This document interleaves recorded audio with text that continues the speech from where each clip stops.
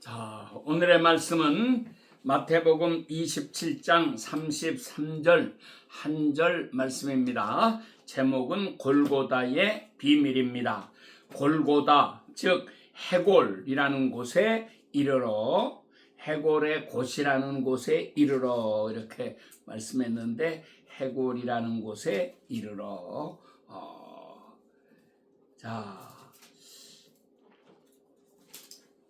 예수님이 태어나신 곳은 베들레헴입니다. 베들레헴의 뜻은 떡집이라고 하는 뜻이죠. 그래서 예수님이 베들레헴에서 태어나셨다. 그 말은 예수님이 떡집에서 나셨다. 예수님은 하나의 떡으로 오셨다. 그래가지고 태어나셔서 마국간에서 태어나시고 구유에 누워 계셨다. 이 말씀은 그래서 짐승들에게 와서 나를 먹어라, 나는 음식이다, 떡이다, 이런 뜻으로 예수님은 오셔서 당신의 생명 전체를, 당신의 몸까지도 다 우리에게 주셨다고 하는 것을 의미하는, 그것을 상징하는 곳이 바로 베들레헴이라고 하는 이름인 거예요. 그렇다면 예수님이 골고다에서 십자가에 못 박혀 죽으셨고 그 골고다에 묻히셨다. 그 말은 이 골고다라는 말이 해골이라고 하는 뜻인데, 해골이라고 하는 곳에서 십자가에 못 박히시고 거기에 묻히셨다. 이 말은 무슨 뜻을 가지겠느냐? 근데 사실 여기에 대해서는 우리 주석책 성경학자들이 깊이 연구를 하지 않은 것 같아요. 그래서 이 말씀에 대해서 자세하게 깊이 있게 설교하는 것도 우리가 좀 찾아보기가 쉽지가 않았습니다. 그런데 지금은 이 골고다라고 하는 곳이 현재는 어디냐 하는 것을 우리 고고학자들이 찾아내려고 애를 쓰지만 사실 정확한 위치는 아직도 잘 모릅니다. 제가 예루살렘에 가서 거기 돌아보게 될 때에 각 교파마다 예수님의 무덤이 여기다 저기다 하고 주장들을 해요. 천주교에서 말하는 무덤이 있고, 또 이 콥틱 애굽의 기독교에서 말하는 무덤 것이 있고, 개신교에서 말하는 무덤이라고 하는 것이 있고, 또는 이 성공회가 아니죠, 히랍 정교에서 말하는 그 여기가 예수님의 무덤이다 라고 말하는 게 있고, 다 위치가 이렇게 다른 거를 보면은 골고다라고 하는 곳도 어딘지 정확하게는 알 수가 없는 것입니다. 그런데 여하간 이런 것을 볼 때에 하나님께서 그것도 다 감추어 놓으신 것 같아요. 그래서 너희는 그거 알려고 너무 애를 쓰지 마라. 그러면 장소가 어디냐, 그것이 중요한 것이 아니고 더 중요한 건 뭡니까? 그 의미가 무엇이냐 하는 것이 중요한 거 아니겠어요? 그래서 예수님이 십자가에 못 박혀 죽으신 곳, 그곳의 이름이 바로 해골이라고 하는 곳인데, 자, 그러면 우리가 구약성경에서 또는 신약성경에서 이 말씀들을 찾아보아야지 합니다. 그래서 그 말씀의 의미가 무엇인가를 찾아내는 것이 중요한 일입니다. 그 구약성경을 보면은 제일 먼저 떠오르는 것이 에스겔 37장. 하나님께서 에스겔을 이끌어서 골짜기로 데리고 가셨는데 보니까는 마른 뼈들이 가득하게 있었습니다. 그러면서 하나님께서 물으시기를, 인자야 이것을 보아라, 이 뼈들이 능히 살겠느냐라고 물으셨어요. 그런데 에스겔이 첫 볼 때에 이거 틀림없이 살아나죠. 이렇게 믿음이 갔다면 아이고 하나님 그걸 말씀이라고 하십니까? 살아나죠. 이렇게 당당하게 자신 있게 대답을 했을 거예요. 그렇지만 에스겔이 그것을 볼 때에도 바짝 말라버린 뼈들이 몇백 년이나 지났는지 몇천 년 지났는지도 모르는 이런 뼈들이 무슨 수로 다시 살아나겠습니까? 그래서 살아난다고 하는 말씀을 자신 있게 대답할 수가 없었고, 그런데 하나님이 물으시는데 안 됩니다, 못 살아납니다, 이렇게 부정적으로 대답할 수도 없고, 그러니까 그럴 때 쓰는 대답이 뭡니까? 주께서 아시나이다. 이게 편리한 대답이에요. 자, 이렇게 했는데 하나님께서는 이 에스겔에게 내가 말을 할 테니까 너는 그 말을 대언을 해라, 이렇게 말씀을 하세요. 그래서 뭐라고 말씀하시는 거니? 생기에게 외쳐라. 이 뼈들에게 외치는 게 아닙니다. 생기에게 외쳐라. 생기에게 말하기를 너희 생기는 이 뼈들 속에 들어가서 살려내라, 이렇게 명령을 하라고 하는 거죠. 그래서 한번 명령을 내렸더니 이 생기가 그 뼈들 속에 들어가니까 뼈들이 척척 들어맞으면서 사람의 몸을 이루고, 거기에 이제 살이 생기고 가죽이 덮이고, 이렇게 되는 아주 신기한 역사가 막 일어났습니다. 그런데 한 번 더 대언을 하라고 해서 생기에게 한 번 더 명령을 내렸더니 이게 사람이 되어 가지고 이 뼈들이 다 살아서 일어나는데 보니까 큰 군대를 이루었다더라 하는 것입니다. 자, 그래서 우리가 이 해골의 곳 골고다라고 하는 이 말씀의 첫째 의미를 찾아볼 수가 있게 되는 것입니다. 마른 뼈들이 다시 살아난다. 그래서 그냥 뼈들이 있는 곳이 아니라, 이것이 사람의 눈으로 보기에는 해골들이지만 해골이 아니다. 이것 여기에 다 하나님의 기운이 들어가면 다 살아나서 사람이 된다. 곧 부활을 상징하고 있는 거예요. 뿐만 아니라 그냥 살아나는 것에서 끝나는 것이 아니고 큰 군대를 이루게 된다 하는 것입니다. 어떤 군대가 됩니까?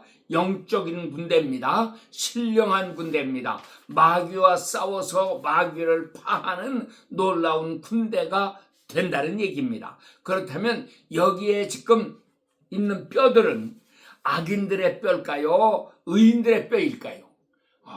그것은 우리가 추측해 볼 때 악인들의 뼈가 될 수가 없어요. 그래서 일어나면 악인들의 뼈들이 살아난다면 악인으로 살아나는 거지 의인으로 살아날 수는 없고, 악인들이 아무리 많은 군대가 되더라도 그것은 마귀와 싸우는 군대는 아니잖아요. 의인의 군대가 일어나야 마귀와 싸워서 이기게 될 것이라는 거죠. 또한 이 뼈들은 그냥 아무나 죽어서 생긴 그런 뼈가 아니고 의인들이 특별히 마귀와 싸우던 의인들이 죽은 그 뼈가 지금 여기에 이렇게 모여 있다고 하는 그런 상징적인 의미를 가지고 있는 것입니다. 자, 그런데 에스겔 37장은 이렇게 절반으로 딱 나눠서 보면은요, 앞부분에서는 이렇게 죽은 뼈들이 살아난다는 이야기가 나오고, 그 뒷부분은 전혀 다른 이야기가 또 하나 소개되고 있어요. 그게 뭡니까? 이스라엘과 유다, 이 한 민족이 둘로 나눠졌는데, 그래서 이스라엘이라고 하는 나라는 사울 왕 때에, 그 다음에 다윗 왕 때, 솔로몬 왕 때, 이렇게 3대에 지나기까지는 한 나라로 뭉쳐 있었는데, 솔로몬이 죽고 나서 르호보암 왕 때에 북쪽은 여로보암이라고 하는 사람이 왕이 되고, 남쪽에는 솔로몬의 아들인 르호보암이 왕이 되었는데, 이게 두 나라가 갈라집니다. 북쪽 나라는 10지파를 가지고 만들어진 더 큰 나라가 되고, 남쪽 나라는 유다 지파와 베냐민 지파, 이 두 지파만 가지고 돼요. 레위 지파는 남쪽에 조금 더 많이 있기는 하지만도 각 지파들 속에 흩어져서 제사장이 되어야 하기 때문에 북쪽으로 더 많이 가 있었습니다. 나중에 이제 이 북이스라엘 나라가 아수르에게 멸망당한 다음에는 이 레위 지파 사람들이 남쪽으로 많이 내려옵니다. 그래가지고 이제 제사장이 되고 그래도 신앙을 지키느라고 이렇게 된 것을 우리가 볼 수 있는데, 여하간 이렇게 남북으로 갈라졌고, 그래서 기원전 722년에 북쪽 나라가 멸망하고 남쪽 나라는 한 150년쯤 더 지나가지고 586년에 멸망을 당하게 되어서 바벨론에게 멸망당하고 글로 끌려가고 이렇게 됐는데, AD 70년 예수님 당시에도 북쪽은 사마리아 땅, 유대인들이 그쪽으로 지나가기를 싫어했죠. 왜 그렇게 됐느냐? 아수르가 쳐들어와 가지고 팔레스틴 사람도 들어오고 막 그래가지고 북쪽 이스라엘 10지파는 이렇게 혼혈이 되었고, 그래가지고 민족의 혈통을 잃어버렸다, 순수성을 잃어버렸다. 그래가지고 남쪽 유다 지파가 중심이 된 이 사람들은 그 사람들을 경멸하고 만나보려고도 하지 아니하고 대화도 하지 않고 이런 상태에 놓여 있었고, 그러다가 이제 AD 70년 예수님을 십자가에 못 박아 죽인 것이 기원 30년경이고 40년이 지나서 기원 70년경에 이렇게 로마의 침략을 받아가지고 남쪽 이스라엘 나라는 완전히 박살이 납니다. 그래서 로마가 쳐들어와 가지고 유대 사람들 전부 붙잡아서 전 세계로 흩어버립니다. 이 백성들은 반역을 일으키기를 잘하고 순종하지 않는 백성이다. 그래가지고 전 세계로 이렇게 다 흩어버렸는데, 에스겔 37장에는 이 북쪽 이스라엘과 남쪽 유대 두 나라가 하나로 연합되는 이런 놀라운 사실을 예언하고 있는 거예요. 그러니까 그거를 현재의 저 이스라엘 나라만 이렇게 보면은 북쪽 이스라엘과 남쪽 유대가 한 나라로 통일된다, 연합된다. 사실 이거는 우리가 볼 때는 거의 이건 불가능한 얘기입니다. 왜? 다 흩어져 버려서 전 세계로 뿔뿔이 흩어져 버렸는데, 이것들이 언제 다시 모아져 가지고 한 나라를 이룰 것인가? 또 흩어지기만 한 게 아니고 저렇게 흩어졌기 때문에 자기가 어느 지파에 속하는지도 알지 못하잖아요. 이렇게 내가 어느 지파에 속하는지도 잘 알지 못하고 흩어져서 다 혼혈이 되어버렸기 때문에 인종도 다 다릅니다. 그러니까 아프리카 쪽으로 간 사람들은 흑인들이 많고, 유태인이라고 하지만 흑인들이고, 북쪽으로 올라가서 구라파 사람들하고 섞인 사람들은 백인들이고, 지금 미국에 있는 유태인들도 사실은 거의 다 백인들이죠.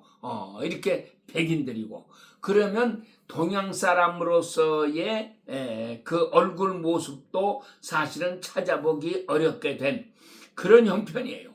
더구나 예수님이 오셔서 마태복음 8장 12절, 11절, 12절 그날에 동서로부터 많은 사람이 나에게 이르러 아브라함과 이삭과 야곱과 함께 천국에 앉으려니와 나라의 본자손들은 바깥 어두운 데 쫓겨나 울며 이를 갈미 있을 것이라. 이렇게 무섭게 경고를 했고, 마태복음 21장 43절에서도 너희는 하나님의 나라를 빼앗기고 그 나라에 열매 맺는 백성이 받으리라. 이렇게 말씀하셨기 때문에 사실상 지금의 저 이스라엘 민족, 저 나라를 보고서 우리가 거기에 남북이 통일되고 민족이 하나가 되고 어쩔 것이다, 이런 거는 사실 그 나라에 놓고서는 우리가 기대할 수가 없는 것입니다. 그런데 신기하게도요, 우리나라가 1945년 8월 15일 날 해방되지 않았어요. 2차 세계대전이 끝났습니다. 독일이 먼저 항복했고 일본이 제일 마지막까지 항복한 게 45년 8월 15일 날이에요. 그렇게 하고 3년 뒤에 세계적으로 엄청난 기적이 일어난 것은 시온운동이 일어나면서 이스라엘 백성들, 이 유태인, 전 세계에 흩어져 있던 유태인들이 다시금 자기네 옛 땅을 찾아서 오게 됐어요. 거기 팔레스틴 사람들이 살고 있었는데 이 사람들을 강제로 다 쫓아내고 그 땅을 유태인들에게 나누어주고 유태인들이 독립을 선포합니다. 이것이 1948년 5월 14일이에요. 그런데 꼭 석 달이 더 지나가지고 대한민국은 48년 8월 15일 날 건국을 선포합니다. 거기서 5월 14일 날 건국을 선포했는데 우리는 50선거라고 그러죠. 그 나흘 전에 국회의원 선거를 하고 거기에서 재헌 국회의원들을 이렇게 선출을 하고 그렇게 하고 헌법을 만들고 대통령을 선출하고 이렇게 해가지고 8월 15일에 대한민국이라고 하는 나라가 탄생했습니다 하는 것을 전 세계에 공포했습니다. 그런데 신기하게도 대한민국은 건국을 선포하긴 했지만 그때도 절반 잘라진 반토막짜리였고 거기서 또 2년 지나가지고 1950년 6.25 전쟁이 터져가지고 김일성이 북한과 소련과 중공을 등에 업고 한국을 침략해가지고 하마터면 우리나라가 완전히 점령당할 뻔 했었는데 미국과 영국이 나서가지고 우리 한국을 도와서 유엔군을 보내고 16나라의 유엔군이 참전하고 그 외에도 많은 나라들이 식량과 약품과 이런 것들을 많이 보내주면서 한국을 후원하고 이래가지고 결국 또 싸워서 거의 통일이 될 뻔도 했는데 그때는 통일이 못 됐어요. 중공군이 처음 내려오는 통에 우리가 또 쫓겨가지고 현재의 이 38선을 중심한 휴전선이 만들어져 가지고 이렇게 벌써 1945년부터 쳐야 되죠. 1945년부터 오늘날 2025년이 됐다고 하는 건 무려 80년 동안을 이렇게 남북이 분단된 상태로 지내왔는데 그 말씀은 에스겔 37장 후반에 있는 이 말씀은 이스라엘과 유다가 하나로 통일된다고 하는 거예요. 그러면 이것이 지금의 저 유다에게 지금 저 이스라엘 나라에게 해당되는 얘기냐? 천만의 말씀이에요. 이것이 대한민국에 대한 예언이다 하는 것을 우리가 쉽게 이해할 수가 있는 것입니다. 그래서 이제 25년 금년에 혹시 잘하면 통일이 될 수도 있는 거죠. 요즘에 들리는 얘기로는 김정은이가 행방불명됐다고 그러잖아요. 이놈이 죽었는지 살긴 살았어도 어디 병신이 돼가지고 있는지 지금 몸을 가눌 수 없는 상태로 있는지 이렇게 하고 북한은 북한대로 지금 비상이 걸려갖고 있고요. 북한하고 중공과의 관계도 틀어져가지고 지금 이렇게 원수가 되어가지고 있고 중공의 도움을 받을 수도 없는 상태가 되어 있고 중공은 시진핑이는 북한을 자기들이 먹어 집어삼키려고 하는 야심만 있는 거지 북한을 도와주려고 하는 마음은 사실은 눈꼽만큼도 없는 거잖아요. 그리고 지금 이 푸틴도 러시아의 푸틴도 자기가 다급하니까 김정은이 찾아가서 군대를 보내달라 무기 보내달라 이렇게 해서 도움을 받긴 받았지만 사실은 푸틴은 이 김정은이하고 가깝게 지내려고 하는 마음은 없죠. 실제로는 우리 남한하고 가깝게 지내려고 하고 이렇게 한 상태에서 신경을 쓰고 있는데, 이런 가운데서 이제 많은 사람들이 금년에 2025년에 대한민국은 통일이 될 수도 있다, 이렇게 말을 하는데, 사실은 지금 당장 통일된다면은 문제가 많이 일어날 것 같아요. 체제가 워낙 다르고 북한이 워낙 낙후되어 있기 때문에 그거를 다시 재건하고 하는 것은 상당한 시간이 걸릴 것입니다. 그러나 일단 통일되면 우리는 두 체제로 잠깐 동안 같이 가면서 우리가 남한이 주도해가지고 북한에 고속도로도 깔아야 되고 철도도 놔야 되고 다 건설을 새롭게 하고 국가를 완전히 개조해야죠. 그렇게 하면 완전한 아주 21세기형 나라, 우리 남한보다도 더 최선진화된 그런 시설을 갖춘 그러한 나라로 만들어 나갈 수가 있다 하는 것을 우리가 알 수가 있습니다. 그래서 중요한 공장들도 다 세우고 이렇게 하면 이거는 우리 한국의 자본으로만 하는 게 아니고 미국 사람들이나 전 세계 사람들이 북한이 이게 노른자 따위 땅, 돈 잘 벌 수 있는 땅, 투자할 가치가 있는 땅, 여기는 투자만 하면은 몇 배로 수익을 올릴 수 있다, 이런 사람들이 다 눈독을 들이고 있잖아요. 특별히 짐 로저스 같은 사람은 일본에 있는 재산 다 뽑아가지고 지금 대기하고 있습니다. 북한 땅에다가 전부 투자해가지고 이렇게 하려고. 그러니까 그런 재산 가지고 고속도로를 놓는다. 고속도로 다 깔고 통행료 받으면은 그거 금방 미천 뽑죠. 자, 철도도 놓는다, 뭐 여러 가지 시설하고 건설 다 하는 이런 거를 전 세계가 달려들어서 도와주려고 할 것이고, 이렇게 이 통일의 기운이 지금 한국에 왔다는 거예요. 그래서 에스겔 37장 그 후반장에 있는 그 예언의 말씀이 오늘 우리 한국에게 대한 예언의 말씀이다 하는 것입니다. 자, 그래서 우리가 이런 말씀들을 보면서 정말 하나님의 놀라우신 은혜를 바라보면서 우리가 그것을 느끼게 되고, 그래서 새 역사가 일어날 것을 믿게 되는 것입니다. 자, 그런데 골고다의 비밀, 둘째로는 중요한 것은 우리 신약에도 이 말씀이 나와요.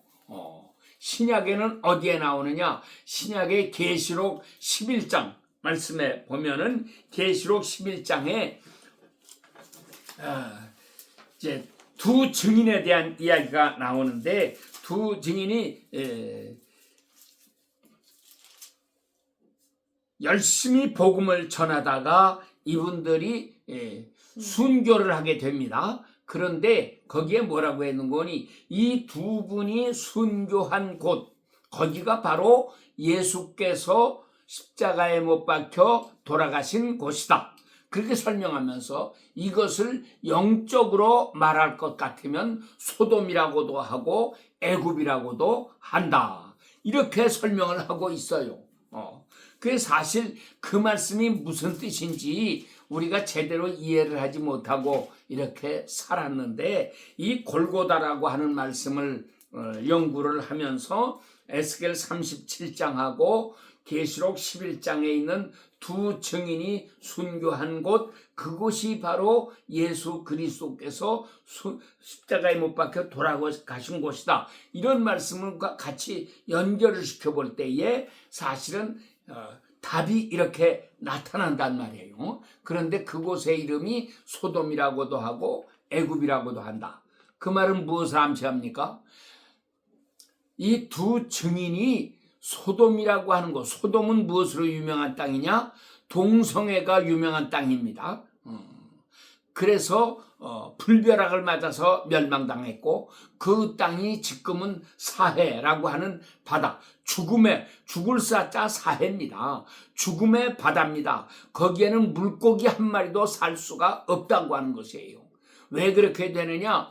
그 이렇게 그 사해를 둘러싸고 있는 산이 있는데 이 산이 소금산입니다. 그래서 비가 오면 이 소금물이 자꾸 이렇게 내려오는데 이 바다는 다른 데로 바다가 터져 나가야 되는데 물이 흐르지를 못해요.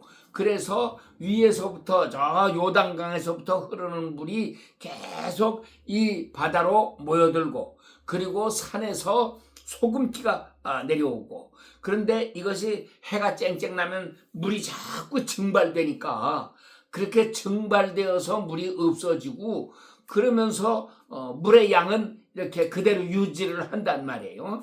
이렇게 하고 있는 땅인데 너무 소금기가 많아서 짜기 때문에 여기에는 물고기가 살지를 못합니다. 그리고 우리 사람도 들어가면 물에 빠지질 않고요. 그냥 가만히만 있으면 물에 둥둥 뜹니다. 그래서 내가 갔을 때도 거기 한번 체험을 해보라고 그래서 체험을 시키는데 그러나 조심해야 됩니다. 이 소금기 많은 바닷물이 눈에 들어가면 눈이 실명될 수도 있습니다. 그래서 그걸 아주 조심하시고 잠깐만 이렇게 물에 뜨는 그런 체험을 하시기 바랍니다. 그리고 안내하는 사람이 얘기를 했는데 이런 죽음의 바다. 그래서 죽을 사자를 넣어가지고 데드 씨입니다. 죽음의 바다. 아무 생물도 살지 못한다. 자, 그게 소돔 땅이에요. 그러면 왜 두 증인이 소돔에서 죽었다고 말씀을 하는가? 그 말은 소돔의 죄악을 무섭게 책망했기 때문에 그렇게 됐다고 하는 것을 우리가 상상할 수 있지 않아요? 소돔의 죄가 뭡니까? 이거는 동성애입니다. 특별히 마지막 때에 동성애가 전 세계를 뒤덮고 이렇게 판치는데 이 두 선지자들은 이 동성애가 얼마나 위험한 것인가, 얼마나 하나님의 무서운 진노를 불러올 것인가. 그래서 옛날 소돔을 기억해라. 반드시 너희는 망한다.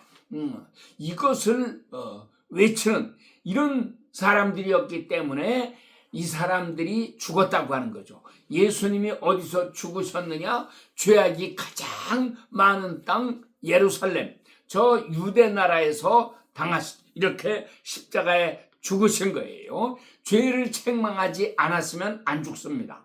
그런데 죄를 책망하고 저 죄악의 세력들과 타협하지 아니하고 싸웠기 때문에 이렇게 불행한 일이 생겼다고 하는 것입니다. 오늘의 한국도 저 부정선거한 악한 세력들 스스로 자기네들이 민주주의 한다고 민주라고 하는 이름 붙인 이 민주당이라고 하는 것들 이 인간들이 결국 하나님을 대적하잖아요. 간판은 민주당인데 속을 들여다보면 민주는 없습니다. 물론 하나님 중심주의도 거기에는 없습니다. 거기에는 새빨간 공산주의자들이 들어가 차지해가지고 이렇게 하고 있어요. 그러니까는 마지막 때에 이 두 선지자는 동성애를 책망하고 동성애의 멸망을 경고하고 이렇게 하면서 외치는 사람들이 된다고 하는 거죠. 그때에 구원받은 사람이 롯의 가족 4명인데 롯의 가족들 중에서 롯의 아내는 거기서 뛰어나와 도망가다가 소리가 들리고 하니까 너무너무 궁금해가지고 그리고 그 생활을 잊지 못해서 뒤돌아봤다가 소금 기둥이 되고 말았더라.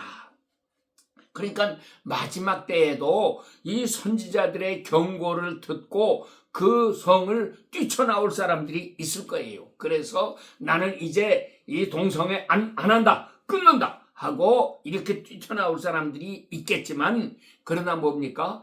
그래도 옛 생활을 못 잊어요.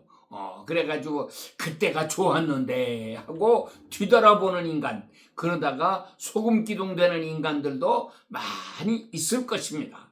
그런데 롯이 구원받았는데 롯의 두 딸도 나왔지만 결국 두 딸들은 자기네들의 남편 될 사람이 없으니까 아버지에게 술을 먹여가지고 아버지와 동침하고 자식들을 낳아서 그것이 모압 족속과 암몬 족속이 되지 않았습니까? 그러니까 역시 구원을 받았다고는 할지라도 이렇게 불행해지는 이런 일들을 우리가 봅니다. 마지막 때에 정말 이 소돔성 같은 이 동성애가 가득한 이 세상을 향해서 멸망을 경고하는 이런 선지자들이 일어나게 될 거라고 하는 거죠.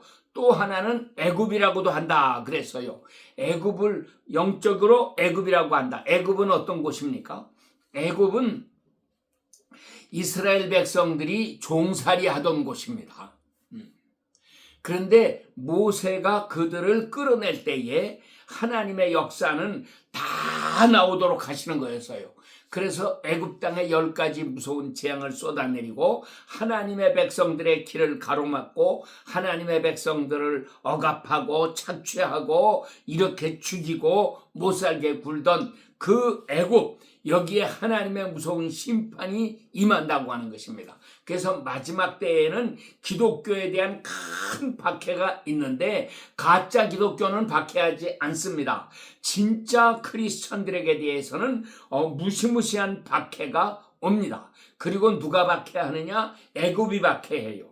또 다른 말로 바꿔 말하면 가짜 그리스도인들이 진짜 그리스도인들을 박해하는 그런 시대가 온다고 하는 것입니다. 그래서 마지막 때에는 교회가 다 타락합니다. 세속화됩니다. 그리고 이 거짓된 복음, 바울이 경고한 다른 복음, 천사가 와서 전에도 저주를 받을 것이라고 했던 그 다른 복음이라고 하는 것이 세상에 가득해지게 될 거예요.